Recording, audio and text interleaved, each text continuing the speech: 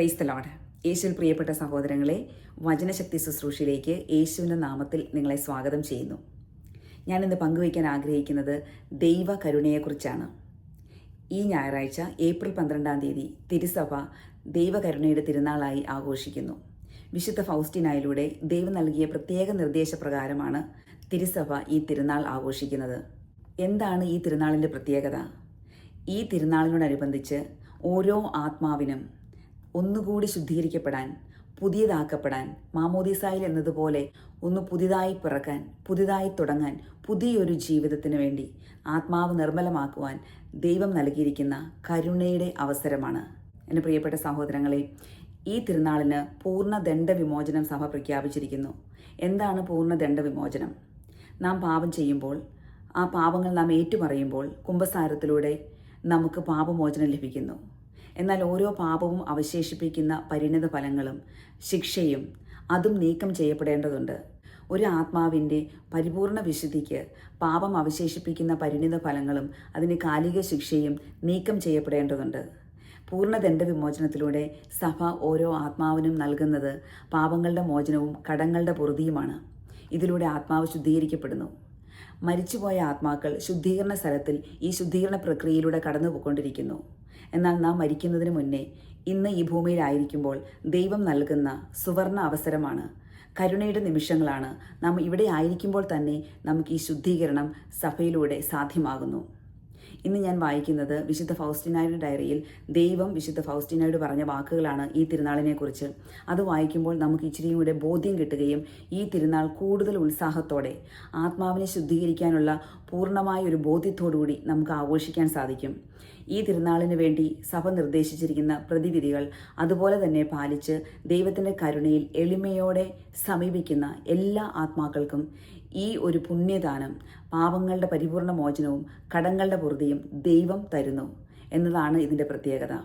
വിശുദ്ധ ഫൗസ്റ്റീനായുടെ diary paragraph 341 341 ഖണ്ഡികയിൽ നാം ഇങ്ങനെ വായിക്കുന്നു.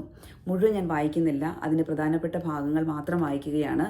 കരുണയുടെ തിരുനാളിനെ പറ്റി സംസാരിക്കാൻ അങ്ങ് ആവശ്യപ്പെട്ടു. എന്നാൽ അപ്രകാരം ഒരു തിരുനാൾ ഇപ്പോൾ തന്നെ ഉണ്ടെന്ന് അവർ പറയുന്നത് കേട്ട് ഞാൻ അത്ഭുതപ്പെട്ടു. പിന്നെ ഞാൻ ഇതേപ്പറ്റി എന്തിനു പറയണം?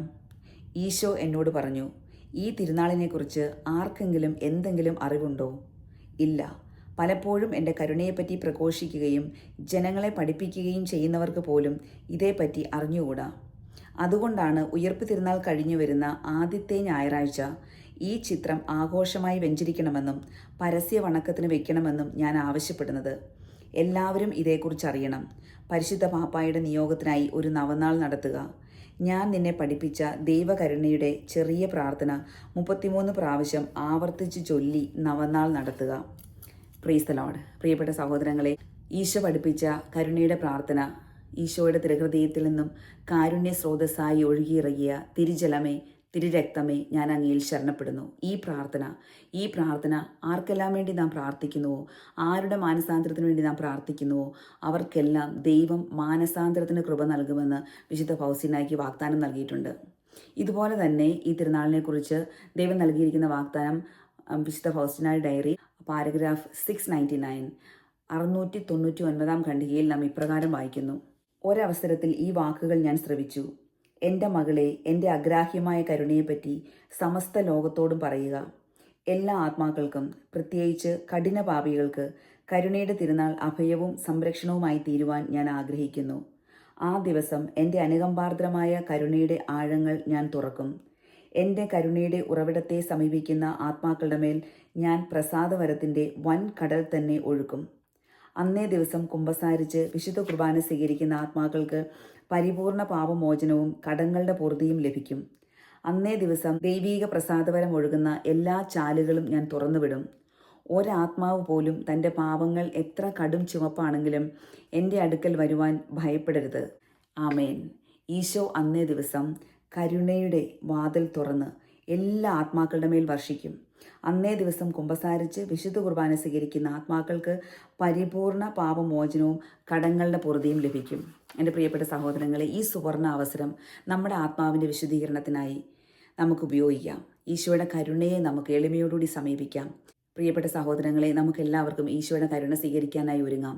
സാധിക്കുന്നവരെല്ലാം കുമ്പസാരിച്ച്, ഇനി കുമ്പസാരിക്കാൻ വൈകിപ്പോയെങ്കിൽ തിരുനാളിന് ശേഷമാണെങ്കിലും ഒരു 10 ദിവസത്തിനുള്ളിൽ കുമ്പസാരിച്ച് യേശുവിൻ്റെ പക്കൽ പാപങ്ങളെല്ലാം ഏറ്റുപറഞ്ഞ് അനുതാപം സ്വീകരിക്കുക, പാപമോചനം സ്വീകരിക്കുക.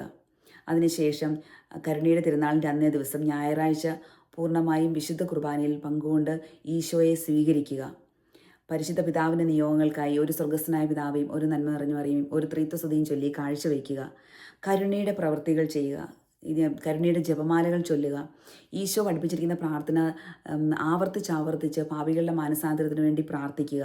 ഇങ്ങനെ നാം ഈശോയുടെ കരുണയ്ക്ക് വേണ്ടി നമ്മുടെ ഹൃദയത്തെ ഒരുക്കുമ്പോൾ, വിശ്വാസത്തോടുകൂടി ഒരുക്കുമ്പോൾ, വിശ്വാസമില്ലാതെ ദൈവത്തെ പ്രസാദിപ്പിക്കാൻ സാധ്യമല്ല.